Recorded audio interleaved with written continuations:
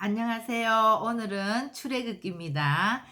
출애굽기는 헬라어로는 엑소더스라고 하지요. 익스오도스, 익스는 이제 밖에라는 말이고 오도스는 길이라는 말인데 이제 길 밖에 서다. 그래서 길이 끝날 때 그 끝나는 지점에 새로운 길을 여시고 우리를 구원하시는 구원의 책이 되겠습니다. 그리고 또 히브리어는 셰모트라고 하는데요. 이름들.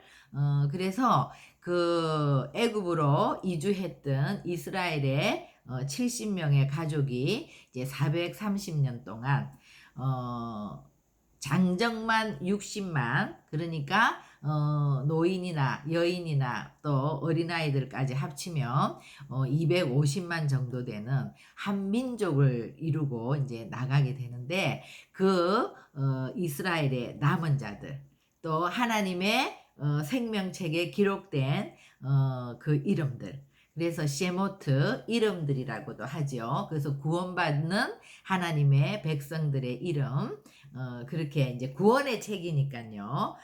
그렇게 되겠고 또 출애굽기는 40장까지 있습니다. 그런데 이 이제 출애굽기 40장까지의 내용 중에서 핵심 주제가 되는 것은 1장에서 18장까지는 유월절이 되겠죠. 어린 양의 피로 이제 이스라엘 백성들이 구원을 받고 홍해를 건너서 이제 나오게 되는데요. 우리가 주님의 십자가의 보혈로 주님께서 물과 피를 쏟으시고 주님이 모든 목숨을 정말 대속해서 우리를 구원하셨죠. 우리를 값주고 사신 것이죠. 그래서 구원받은 주님의 백성은 언제나 우리의 심령 속에 주님의 그 보혈이 흐르고 있어야 되고 항상 생명을 대속해서 나를 사주신 그 하나님의 놀라운 사랑, 그 사랑에 감격해서 우리가 또 정말 주님 앞에 그 모든 사랑을 드리는 구원의 감격이 늘 넘쳐야 되는 거죠. 그리고 이제 19장은요, 그 유명한 시내산 언약인데 이 시내산 언약은 이제 결혼 언약으로 요즘은 이제 다들 그렇게 결혼 언약으로 풀죠. 왜냐하면 우리가 결혼식을 할 때 혼인 정서도 있고 또 피로연도 있고 또 혼인한 결혼한 부부는 이제 한 집에서 같이 살게 되는 것처럼 이 시내산 언약은 결혼식을 그대로 설명하는 것처럼 그렇게 되어 있거든요.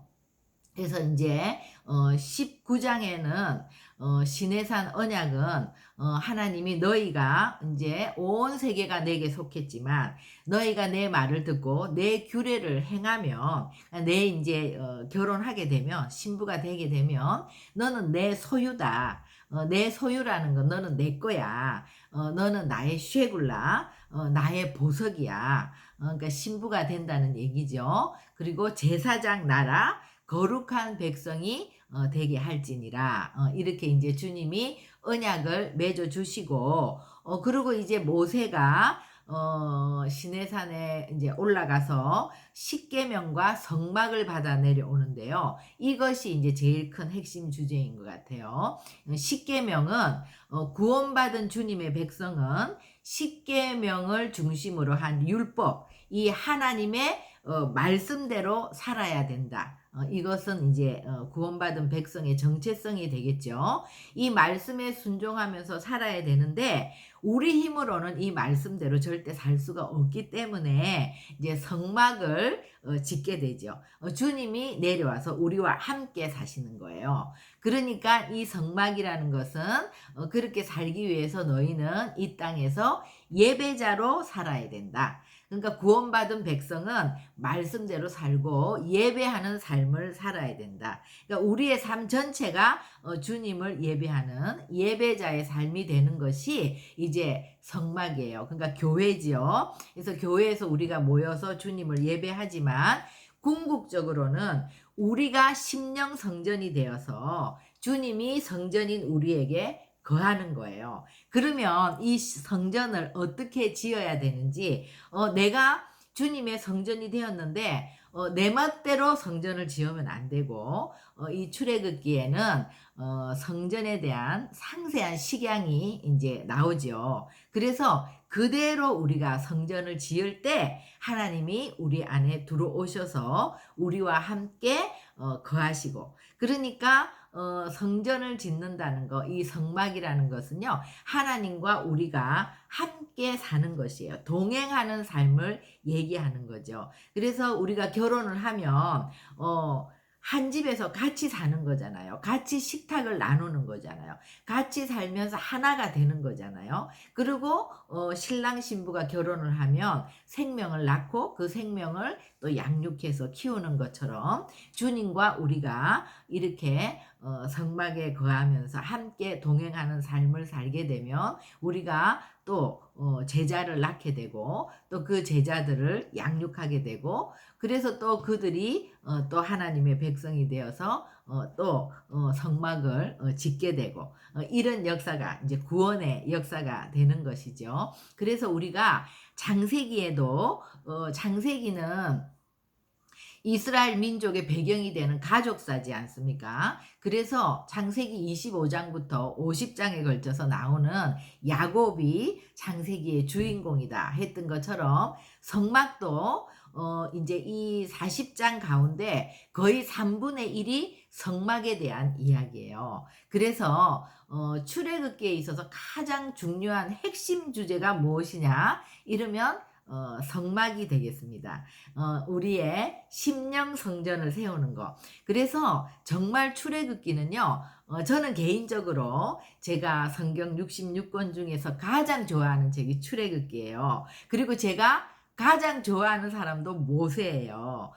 왜 그러냐 하면 저는 사실 이 출애굽기를 통해서 제가 굉장히 많이 신앙생활의 어떤 핵심적인 것들을 깨닫게 되었고, 또 실제로 변화된 많은 변화가 일어났던, 나에게 많은 영향을 주었던 책이 출애굽기고, 그 중에서 이제 가장 큰 것은 역시 성막이겠죠. 우리는 다 하나님의 성전이고 우리가 이 성전을 짓는 것에 관심이 없는 사람은 없는데, 이 성전에 대한 식양, 그것을 놓치고 있었구나. 내가 성전이라면 또 내가 그 마당뜰에서 성소로 지성소로 들어가서 주님과 그 지성소에서 주님과 온전한 연합을 이루기까지 어떻게 이렇게 성전을 지어가야 되는지, 그런 것들이 출애굽기를 통해서 이제 깨닫게 되고 많은 영향을 받게 된 것 같습니다. 그래서 이제 오늘 1장은요 크게 세 부분으로 나눌 수 있겠는데요. 1장에서 7장은 그 하나님께서 이제 이스라엘을 민족으로 번성시키기 위해서 이 토양을 애굽으로 옮기게 된 거잖아요.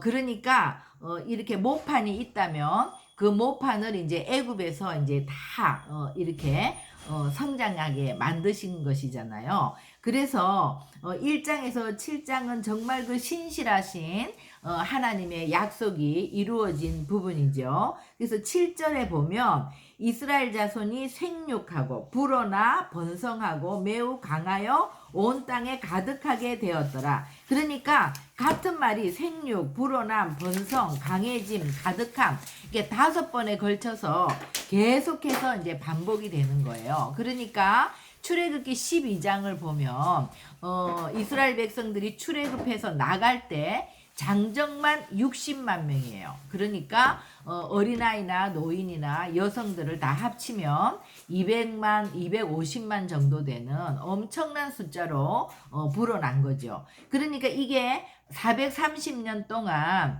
이렇게 엄청나게 번영을 한 거는 세계사에서도 우리가 이 세상에서는 유래를 찾아볼 수 없는 그런 일을 하나님이 하신 것이죠. 그런데 이제 이 사람들은 그 요셉을 아는 그 왕이 있던 그 시대에는 요셉으로 인해서 계속해서 이스라엘은 이렇게 번영하고 번성할 수 있도록 아주 거기서 우대를 받으면서 잘 살았죠. 근데 계속해서 이렇게 되면 이제 하나님의 목적은 민족을 이루어서 이들을 출애굽을 시켜야 되는데, 이들이 여기가 좋사오니 하고 나갈 생각을 하지 않을 거 아니에요. 그러니까 이제 출애굽을 시키기 위해서 이들을 깨뜨리고 흔들어야 되니까 이제 어떤 왕이 나오냐 하면은요. 8절에 요셉을 알지 못하는 새 왕이 일어나서 애굽을 다스리더라. 그러니까 이제 요셉을 알지 못할 수는 없죠. 이거는 역사기 때문에 몇백 년 전에 이런 요셉이라는 총리가 있어서 이 풍년과 기근의 이 시즌을 잘 대비했다. 이런 것들은 알겠죠. 근데 이 말은 뭐냐 하면 요셉이 총리가 되던 그 시절에는 이 왕조가 셈족이었다고 해요. 그랬는데 이 왕조가 쭉 내려오다가 이제 어떤 침략을 받았는지 뭔지는 모르지만 함족의 왕조로 바뀌면서 이제 이 함족이 애굽 백성도 아닌 이방인인 이스라엘 백성 셈족을 이렇게 과다하게 수가 늘어나니까 경계하게 되는 것이죠. 그래서 9절에 그가 그 백성에게 이르되 이 백성 이스라엘 자손이 우리보다 많고 강하도다. 자, 우리가 그들에게 대하여 지혜롭게 하자. 두렵건대 그들이 더 많게 되면 전쟁이 일어날 때 우리 대적과 합하여 우리와 싸우고 이 땅에서 나갈까 하노라. 그러니까는 우리의 대적이 될 거라고 생각을 하고 두려운 거죠. 그러니까 10절에 있는 이 두려움, 그러니까 하나님을 모르는 백성들은 이 땅에 많은 학문과 지식과 지혜가 풍성하게 있다 하더라도 항상 그 마음속에는 미래에 대한 두려움이 있는 것이죠. 그래서 11절에 감독들을 그들 위에 세우고 그들에게 무거운 짐을 지워 괴롭게 하여 그들에게 바로를 위하여 국고성 비동과 람셋을 건축하게 하니라. 이 람셋이 이제 고센 땅을 람셋이라고 한다고 했지 않습니까? 그래서 이들은 이 이스라엘 백성들을 통해서 이런 것들을 짓게 하고 무거운 고역을 시켰죠. 그러나 이제 결국 그들을 위해서 지은 국고성 람셋은 나갈 때 이스라엘 백성들이 그 람셋의 국고성에 있는 것들을 가지고 나가는 그런 일. 정말 하나님은 항상 그렇게 일하시죠. 12절에 그러나 학대를 받을수록 더욱 번성하여 퍼져 나가니 애굽 사람이 이스라엘 자손으로 말미암아 근심하여, 그러니까 이제 두려워하고 그럼에도 불구하고 고역을 시키고 어렵게 하는데도 계속해서 또 번성하니까 근심하는, 이게 이제 세상 사람들의 라이프 스타일이죠. 두려움, 근심 이런 것들이 떠날 날이 없지 않습니까? 이스라엘 자손에게 일을 엄하게 시켜 어려운 노동으로 그들의 생활을 괴롭게 하니 흙 이기기, 벽돌 굽기, 농사의 여러 가지 일이라. 그 시키는 일이 모두 엄하였더라. 원래 이스라엘 백성들은 목축하는 자들인데 이제 농사도 지어야 되고 또 이렇게 흙도 이겨야 되고 벽돌도 구워야 되고 이런 것들을 다 하려니 정말 눈코 뜰 새 없이 이제 쉴 사이 없이 계속해서 그 일로 지치게 만드는 거죠.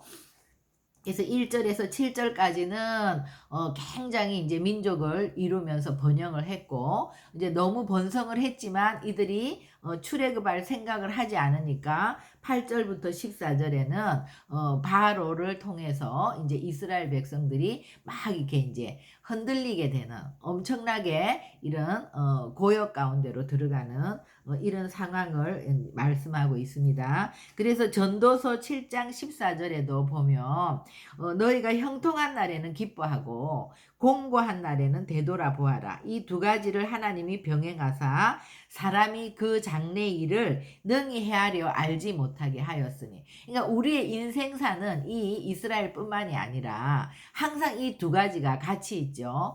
햇빛만 주어지면 우리는 또 주님을 잊어버리고 그것을 의지하면서 이제 그냥 살게 되고, 또 계속해서 고난만 있는 것도 없죠. 그래서 항상 우리가 이렇게 번영하면 또 주님을 잊어버릴 때쯤 되면 하나님 또 우리를 공고하게 하고 흔들어서 결국은 또 주님 앞으로 나아갈 수 있도록 하나님께 부르짖고 하나님을 기억할 수 있도록, 그래서 우리가 하나님과 늘 관계 가운데 살게 하기 위해서 하나님은 우리 인생에 정말 그런 햇빛도 주시고 또 비도 주시고 이것을 병행해서 주시는 분이다.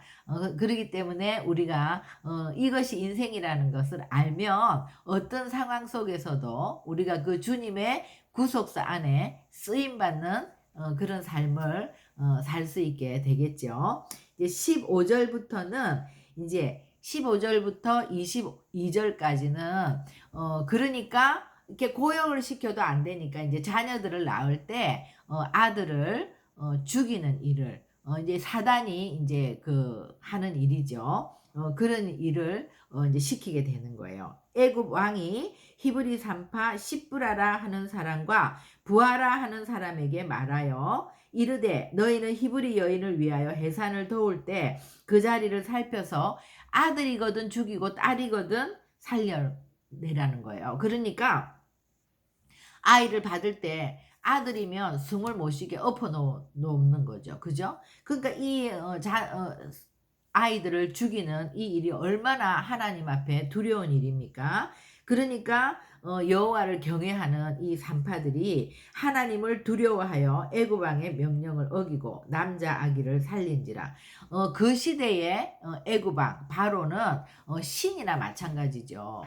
바로 왕의 명령을 어기고 살아날 자가 누가 있겠어요? 이 엄청난 두려운 일인데 이렇게 우리가 두려운 일을 만날 때 살아날 수 있는, 승리할 수 있는 길은 그 바로왕보다 더 크신 하나님을 경외하는 것이죠. 그러니까 우리의 삶 가운데는요, 항상 보면 우리의 상전의 명령과 하나님의 명령이 대치할 때 우리는 지금 눈에 보기에는 이 상전의 명령을 어기면 우리가 직장을 잃을 것 같아도 성경의 원칙은 하나인 거예요. 항상 그보다 크신 하나님의 명령대로 살아야 된다. 부모의 명령과 또 하나님의 명령이 상반될 때는 하나님의 명령대로 해야 된다. 또 우리가 순종하라고 하는 그 남편의 명령이라 할지라도 하나님의 명령과 상반될 때는 하나님의 명령대로 해야 된다. 이랬을 때 어떤 일이 일어났냐? 애굽 왕이 산파를 불러 그들에게 이르되 너희가 어찌하여 이같이 남자 아기들을 살렸느냐? 그러니까 19절에요. 산파가 바로에게 대답하되 히브리 여인은 애굽 여인과 같이 아니하고 건장하여 산파가 그들에게 이르기 전에 해산하였더이다 하매, 그러니까 이게 이성적으로 들으면 말이 안 되는 이야기지 않습니까? 10명의 산모가 아이를 낳는데 아기를 갖는 산파가 가기 전에 낳을 수도 있어요. 뭐 한 사람 정도는 그럴 수가 있지만 열이면 열이 다 산파가 도착하기 전에 아이를 낳는다. 이거는 있을 수가 없는 일이지 않습니까? 그러면 바로가 바로 정말 그 산파들을 죽일 것 같아요. 그런데 20절에 보면 바로가 나오는 것이 아니라 주어가 바뀌죠. 하나님이 그 산파들에게 은혜를 베푸시니 그 백성은 번성하고 매우 강해지니라. 그 산파들은 하나님을 경외하였으므로 하나님이 그들의 집안을 흥왕하게 하신지라. 그래서 정말 우리가 이 바로왕, 바로라는 애굽의 바로왕이라는 것은 그죠? 지금으로 치면 미국 같은 나라지 않습니까? 정말 모든 학문과 지식과 정말 이 땅의 그런 것들에 가장 중심지가 되는 그 미국에 다 공부하러 가고 뭔가를 배우러 가고 하는 그런 세상의 지혜의 가장 모범이 되는 그 정도의 나라가 이제 애굽인데 그 애굽의 바로가 우리는 누군지도 몰라요. 그리고 거기서 짜낸 지혜로 하는 모든 것들이 다 무산되는 거죠. 그래서 그러나 이 시브라와 부하는 정말 성경에 기록되고 하나님이 이들을 흥왕케 하고 정말 길이 주님의 나라에 또 하나님의 백성들 안에 그 이름이 영원히 기억되는, 그래서 이 산파 두 여인의 하나님을 경외하면서 그 했던 그 용기 있는 행동이 이 애굽의 지혜를 완전히 꺾는 그런 역할을 하게 되는 거죠.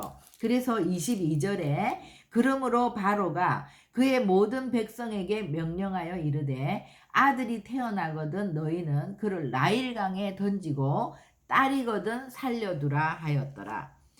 그러니까 이제 나일강에 아이들을 던지라고 하는 것은 무슨 말이에요? 정말 이제 아들을 죽이라는 이 끊어지는 길 위에서 이제 하나님께서 새 길을 여시는 거죠. 하나님께서 어떻게 이제 구원의 역사를 이루어 가는지 이제 우리가 출애굽기를 통해서 앞으로 하나님의 하시는 일들을 보게 되겠습니다. 그런데 오늘날도 역시 사단은 우리의 아이들을 나일강에 던지라 요구하고 있죠. 정말 이 세상의 지식, 학문, 또 세상의 지혜를 온전하게 그거에만 이렇게 몰두하게 요구하는 것이 이제 정말 사단이 하는 일이지 않습니까? 그래서 우리가 그것이 바로 아이들을 죽음으로 몰고 가는 나일강에 던지는 길이라는 것을 반드시 기억해야 되겠죠. 우리는 이 세상의 학문을 배우지 말라는 것이 아니라 우리가 살아가는 이 세상에서 필요한 것들을 다 우리가 습득하는 것이지만 항상 그것보다 더 위에 우리의 자녀들에게 가장 먼저 가르쳐야 되는 것은 하나님을 가르치고 하나님을 알고 하나님을 경외하고 하나님과 동행하는 길을 먼저 가르치지 않으면 그냥 이 세상에 정말 주는 지혜와 학문과 이런 것들이 전부인 것으로 그것에만 100% 몰두하게 하면 그들은 이 땅에서는 정말 부유하고 모든 것들을 다 가진 자로 살게 될지 모르겠지만 그들의 끝은 멸망의 길이라는 거. 그죠?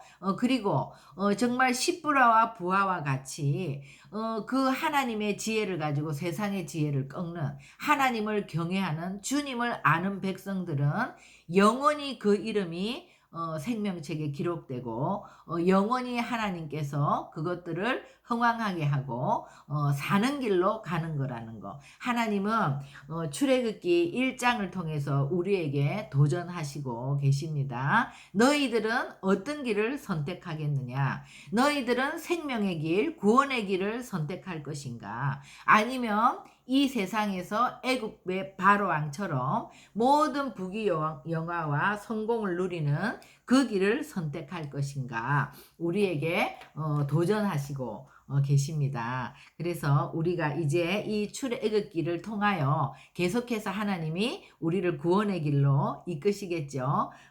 그래서 결단하는 그런 시간이 되기를 원합니다. 우리 기도하시겠습니다. 하나님, 오늘 저희들이 출애굽기를 시작하게 하시고 하나님께서 정말 우리에게 너희는 어떤 길을 택하겠냐고 도전하는 이 말씀 가운데서 우리 모두가 주님 앞에 결단하는 시간 되기를 간절히 바라고 원합니다. 또 하나님, 앞으로 이 출애굽기의 여정을 공부해 가는 가운데 우리가 더욱더 살아계신 주님이 어떤 분인지 주님을 알아가는 시간, 또 주님을 경외하는 시간이 되게 하시고 또 하나님과 동행하는 그런 삶을 향하여 나갈 수 있도록 저희들의 삶을 인도하여 주시옵소서. 감사드리고 예수님의 이름으로 기도합니다. 아멘.